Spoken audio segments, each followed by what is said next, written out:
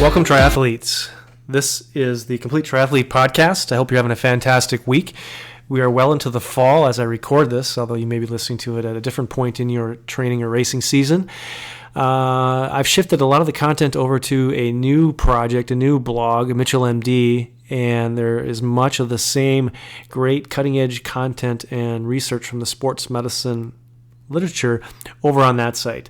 I found that the athletes I've been working with over the last year are really more in tune with optimizing life as a whole as opposed to just one specific component, that being training. And so with that in mind, I encourage you to head over to Mitchell MD and check out the Project U podcast as we dive into how to live an optimized life. In this episode of The Complete Triathlete, I want to share one specific supplement that you may or may not have heard of, and that's ashwagandha. The official scientific name is Withania somnifera, but this little gem has been around really for since 1000 BC. It's been used by ancient Indian and Ayurvedic physicians to help with a variety of painful conditions, that is joint pain, joint swelling, all the unpleasant things that go along with training and racing hard. And it has a very potent anti-inflammatory effect. The cool thing about the adaptogens, which ashwagandha is just one of those. I've covered some of those in previous podcasts, but I'll be rolling out a whole host of other adaptogens and how they work in specific. But basically, these substances allow your body to adapt either to states of excess or deficiency.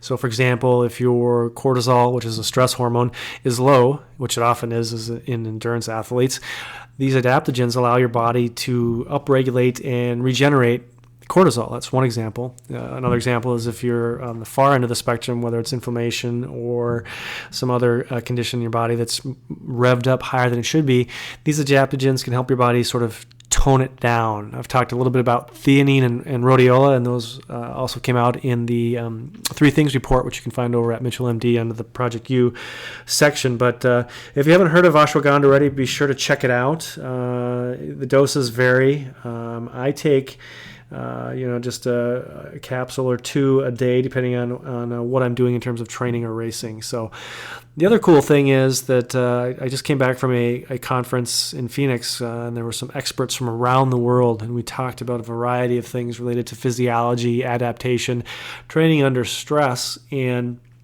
as I prepared for a race last weekend, I came down with flu-like illness. My kids have been sick, and a lot of my friends and fellow hospital workers have been sick, and so I caught it about a day and a half before a race I've been really pumped about. It was a combination of a road and trail race. The first part of the race was on a flat surface dirt road, and the next 9 miles were in dense forest on a Forest Service road, and at times a single track trail switchbacking up into the hills. And so it was a fantastic race, but I would not have been able to do it without the information that I learned at this conference. And so if you want to know how I was able to complete a race while sick and do it safely, head over to Mitchell MD and check it out there. So I'm kind of winding down the podcast on the Complete Triathlete as I focus more on achieving the best in all aspects of life. And so if you haven't checked the podcast out already, that's Project U. You can find it on iTunes, SoundCloud, and Stitcher.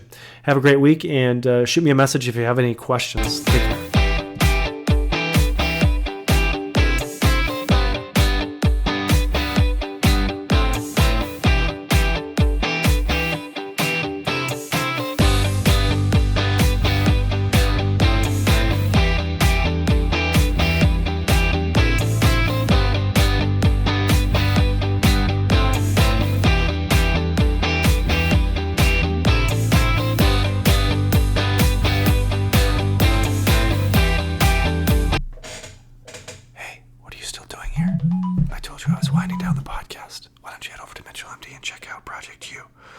There's a lot of cool stuff there. A lot of cutting edge things on optimizing health, wellness, finances, relationship, the whole deal. So I'll see you there.